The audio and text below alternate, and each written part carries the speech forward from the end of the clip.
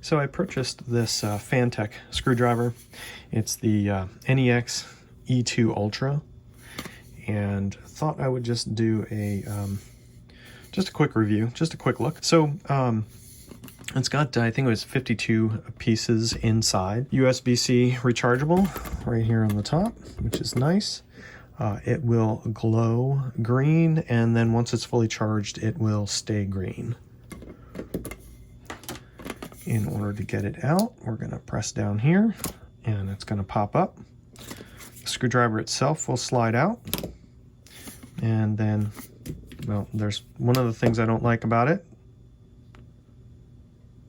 Let's see, there we go. And then if you pull the rest of this out, you're going to have all of the bits in here. So it's got a really nice assortment of different kinds. And it also has in here a little tool so you can separate things. It's got little paddles on each side. It also has little pliers so that you can grab some small things. It's pretty nice. And then everything is held magnetically. All right, so if we grab a bit here and we move on to the tool, it's going to catch these magnetically as well, which is nice. The tool itself on the top here has off and then torque settings. And then as you adjust the torque settings here, it's going to show you on this little progress bar here. All right, so if we go to torque setting 1, got little LEDs in the front there, and it's pretty tough. We'll grab something here to test it on.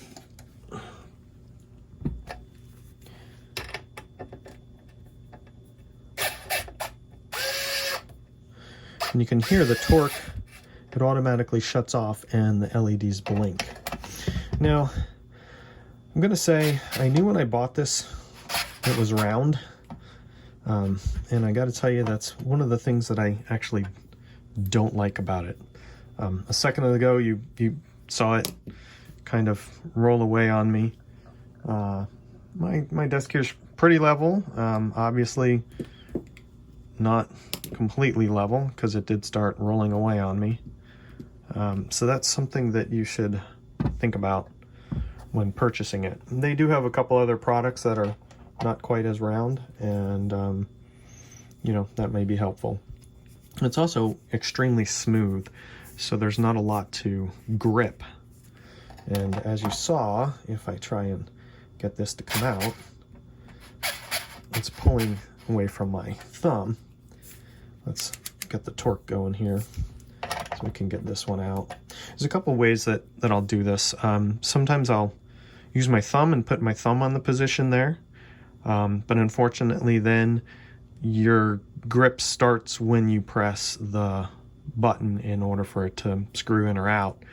I've also turned it so that basically I'm getting my grip from my other fingers, and then I'm using this middle finger here in order to do the up and down, or my other finger here to screw it in, screw it out. So if we do that here, and what I'm going to do is I'm going to hold it in this position, and then I'm going to use this finger to try and get it out. Again, you know, it's getting kind of difficult.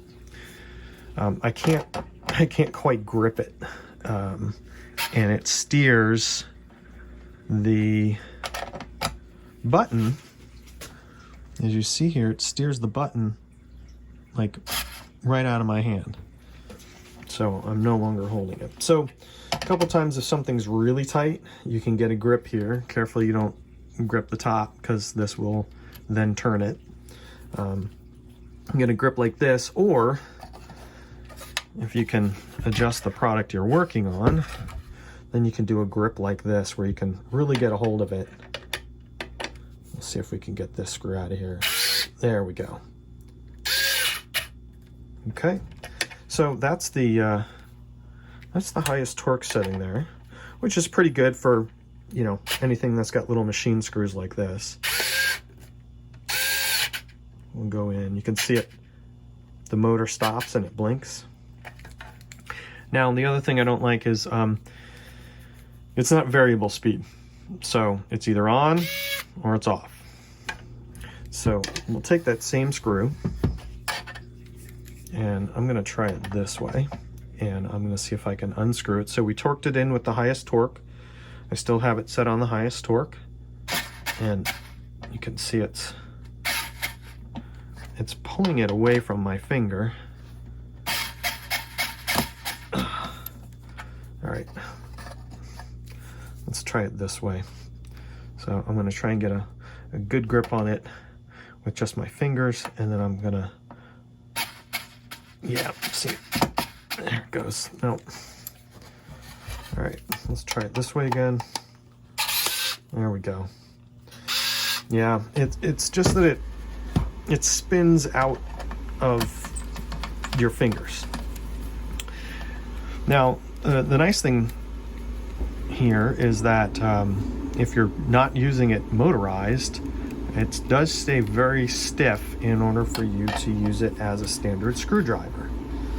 You can see I can get pretty tight torque there. Now, you may ask yourself, well, you know, why would you want to do that?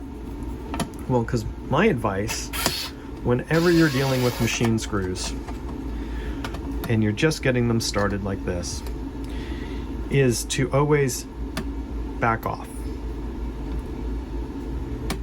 Hear that snap? That snap is the screw threads lining up. So I will always, whether I'm using mechanical or not, I will always back off a screw till I hear that little snap, the threads engage. Then I'll start screwing it in. And I'll get a turn or two and then use the motor to finish it up.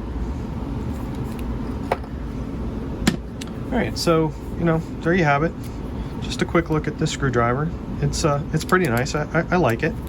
I would buy it again. I may look at some of their other products that are not so small and round. But I like the design. I like that all of these bits are here, and I like that it's, you know, nice and compact. So this goes in, you press it down to lock it, and then this drops in place, and it holds it in pretty good. I'm pretty impressed with it. So there you go.